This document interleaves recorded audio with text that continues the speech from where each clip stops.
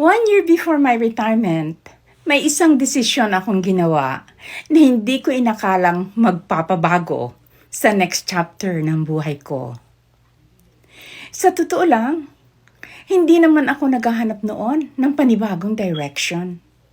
Ang nasa isip ko lang, magre-retire na ako very soon. Pero habang papalapit ang aking retirement, may tanong sa puso ko. Hanggang dito na lang ba ang growth ko? Kaya kahit ako ay old school at hindi techie, nag-decide akong matuto ng isang bagong skill 1 year before my retirement.